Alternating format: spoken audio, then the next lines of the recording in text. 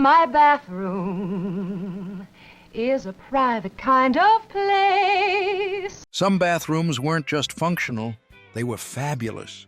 Pink sinks, turquoise tubs, carpet under the toilet, light bulbs around the mirror like you were getting ready for Broadway. And somewhere behind that medicine cabinet, a slot where razor blades vanished into the wall forever. It wasn't subtle, it wasn't always practical, but it was personal. These weren't just bathroom features, they were morning rituals, Saturday chores, the soundtrack of showers, steam, and shouted, "Hurry up!" You didn't think about them at the time, you just used them. And then, somewhere between the remodels and the neutral tones, they disappeared. But the memories? Still fogged onto the mirror. Today, we're brushing back the steam, cracking open the tile, and revisiting 9 bathroom features that didn't just fade, they left a mark. Let's start with one that came in cotton candy pink and matched the toilet lid. There was a time when your bathroom didn't whisper relaxation. It shouted fashion, pink toilet, mint green sink, turquoise tub, all matched like it was prom night for porcelain.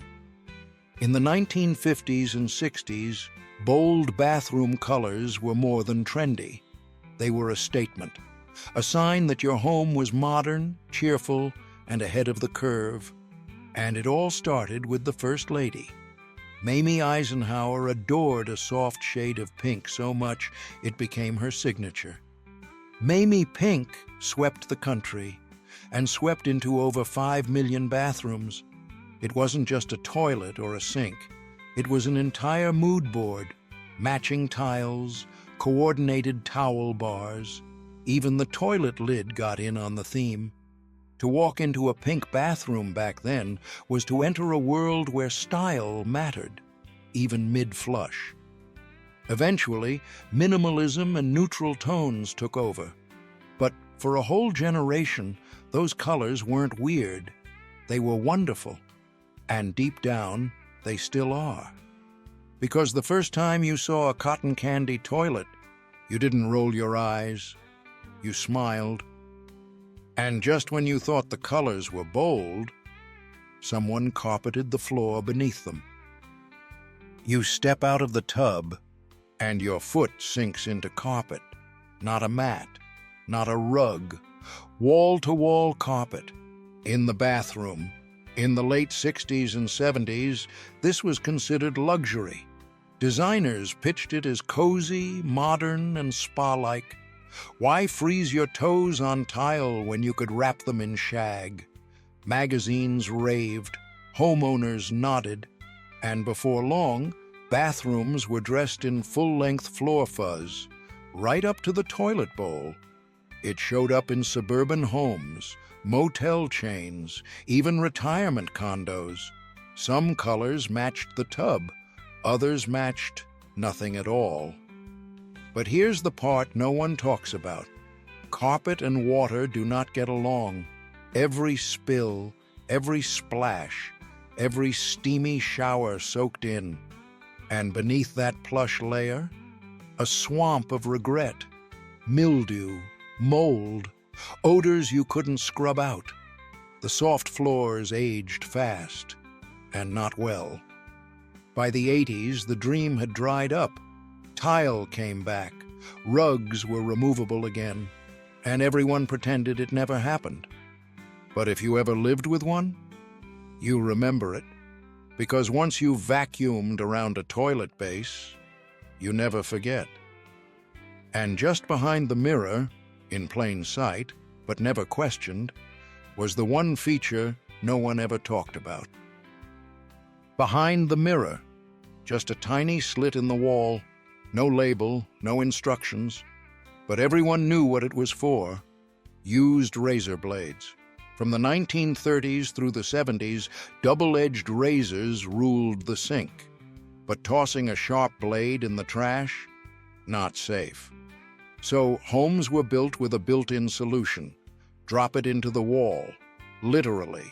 You'd shave. dry the blade, slide it through the slot, and forget about it. The blade disappeared between the studs, never to be seen again.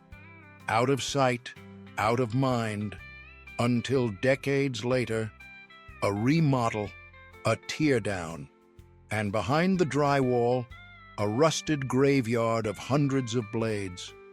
Silent proof of every morning routine that came before. It wasn't just a local quirk. These slots were standard across the country, built into medicine cabinets, hiding danger behind nostalgia. By the 1980s, plastic disposables took over. The slots vanished, but the blades, still there, waiting. And if you ever open up an old bathroom wall and hear something metallic shift inside, that's not a loose nail, that's history. But some bathroom memories didn't get sealed behind drywall. They stood right out in the open, on 4 cast iron feet. You didn't just bathe in a clawfoot tub, you sank into it. Deep basin, curved edges, 4 metal feet that looked like they belonged on a lion, not a bathroom floor. It wasn't tucked into a wall. It stood in the center of the room, like it knew it was important. These tubs date back to the 1800s, made from cast iron and lined with porcelain. But by the mid-20th century, they were everywhere, from farmhouse bathrooms to fancy hotels. Some had gold-plated fixtures, others wore their rust proudly. It wasn't just about getting clean, it was a ritual. You ran the water, watched the steam rise, and disappeared into warmth that felt like it could undo the entire day. But then came the era of built-ins, tile surrounds, shower combos, more efficient, easier to clean, and much less romantic. The clawfoot didn't disappear entirely. Today, you'll still find them in restorations or retro remodels trying to recapture that quiet drama. Because the truth is, no matter how modern a bathroom gets, it's hard to improve on soaking in silence under a faucet that doesn't rush you. From center stage to behind the mirror, let's talk about the lights that turned brushing your teeth into a performance. 10 glowing bulbs, 1 wide mirror, and for a moment, every bathroom became a backstage dressing room. Hollywood vanity lights weren't just bright, they were theatrical. Inspired by movie sets and theater prep rooms, this style hit its stride in the 60s and 70s. A row of exposed globe bulbs wrapped around the mirror, turning a quick comb-through into a full production. You didn't just check your reflection, you presented it. Kids made faces in the glass.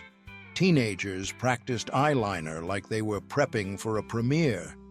Even brushing your teeth felt a little more important under that kind of glow. But the truth? They were hot, they buzzed, they cast shadows and drained electricity like stage lights on opening night. Eventually, they gave way to softer, sleeker fixtures. LEDs, recessed panels, lights that were smarter, but far less fun. Still, if you ever flipped that mirror switch and watched a perfect row of bulbs blink to life, you didn't just light the bathroom, you lit the whole mood. Still watching? Then maybe you remember carpet by the toilet and a little metal slot behind the mirror. Drop "I remember this" in the comments if one of these hit you like a time machine. And if you're in it till the end, type "It's home." That's how we know you're one of us. If this trip down tile and chrome memory lane hit the spot, be sure to hit that like button and hit subscribe to come back when the lights flicker on again. Because up next, we're stepping down into luxury. You didn't climb into these tubs, you descended into them. Sunken bathtubs were the definition of mid-century indulgence. Set low into the floor or surrounded by tile, they looked more like miniature indoor pools than places to wash off the day. Some were framed by ferns. Others had mirrored walls, skylights, or recessed lighting that glowed like a spa brochure. And, for a while, they were the dream. Stepping down felt elegant. Lounging felt cinematic. It wasn't just a bath, it was a statement. They showed up in custom homes, ranch layouts, and even some motels trying to look high-end. And for homeowners who wanted something that felt expensive, this was it. But the fantasy didn't last forever. Water damage, hard-to-reach crevices, slippery exits. They were beautiful and a little bit dangerous. Eventually, trends moved upward again. Built-in tubs, accessible showers, sunken baths faded from blueprints and memory. But if you ever stepped barefoot onto a warm tile edge and slid into silence, you know exactly what it felt like. From lowered tubs to raised countertops. Let's talk about the bathroom surfaces that looked like candy and chrome. Some bathroom counters looked like art projects. Others looked like they were swirled out of candy. In the mid-20th century, tile and laminate countertops weren't just practical, they were a canvas. Rows of pastel tiles, pink, mint, lemon yellow, stretched across vanities with hand-placed precision. Some were laid in clean rows, others in mosaics that looked like bathroom confetti. The grout was sealed, the edges trimmed in chrome. Every inch felt intentional. Then came laminate, bold, glossy, and full of attitude. Swirls, speckles, faux marble that wasn't fooling anyone, but didn't have to. These counters were part of the bathroom's personality. They weren't trying to be subtle. Laminate was cheap, easy to clean, and gave a little shine to the morning routine. Tile felt more permanent, and in some homes, it was. But over time, the cracks showed. Literally. Grout stained, tiles chipped, laminate peeled, and the charm gave way to cleanup and cost. Eventually, stone and quartz took the stage. Smooth, neutral, easy. But for anyone raised brushing their teeth beside pastel squares or running a finger along chrome trim, those counters weren't just surfaces, they were style. And just behind those bold counters was a toilet with a chain hanging down like a curtain call. You looked up, grabbed the chain, and gave it a yank. That's how you flushed, with ceremony. Pull-chain toilets were once the crown jewel of bathroom plumbing. A tall tank mounted high on the wall, connected to the bowl by a long pipe. It wasn't just old-fashioned. It was elevated, literally. The design used gravity, not gadgets, to create a powerful flush. No buttons, no levers, just a chain and the sound of water rushing like applause. These weren't just in castles or train stations. They made their way into everyday homes, especially older Victorians and vintage apartments.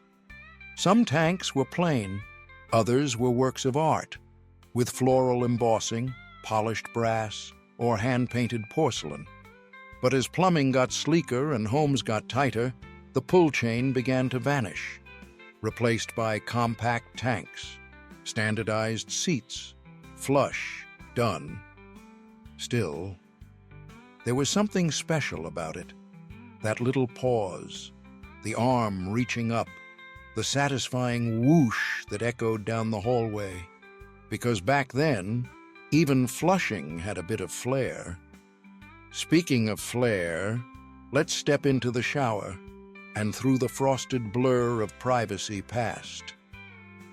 It didn't matter what was behind it, because you couldn't really see it. Frosted glass shower doors were everywhere. From suburban homes to roadside motels, they added a thin veil of privacy that felt polite. The texture varied. Some had floral etching. Others were striped or pebbled, like frozen rain stuck to a window pane. They slid on metal tracks or swung open with chrome handles that always squeaked just a little. For years, this was modern. It felt solid, adult, like your bathroom had graduated from the flimsy shower curtains stage. And it worked, mostly, until the grime settled into the grooves. The tracks jammed. And one day, someone decided clear glass looked cleaner, so the frosted panels started to disappear. Today, frameless glass is the standard. Open, minimal, easy to wipe, but also kind of cold, because frosted glass didn't just hide, it softened. It gave you light and distance. It said, "I'm here, but not all the way." And if you ever stood there, toes curled on a tile lip, watching the blur of steam and shapes on the other side, you know that memory doesn't fade. Because bathrooms held more than tile and mirrors. They held rhythms, routines, and the quiet evidence of everyday life. They weren't just features. They were quiet rituals, half-forgotten steps in the choreography of growing up. A chain pulled high on the wall, a tub you sunk into with sore feet and no hurry, the hum of a light bulb warming your face in the mirror, tiles that felt cold in winter and cracked with age, a mirror with a tiny slot behind it, and a rusted secret you never thought twice about. We didn't think twice back then. We just used them, every morning, every night, until one day they were gone, covered over, ripped out, remodeled into something smoother and quieter. But if you've ever opened a bathroom drawer and caught the scent of your childhood soap, or wiped fog off a mirror that somehow made you pause, you remember. Because some things don't fade, they settle in. Stick around for more. Because here at Remember This, the past isn't just history, it's home.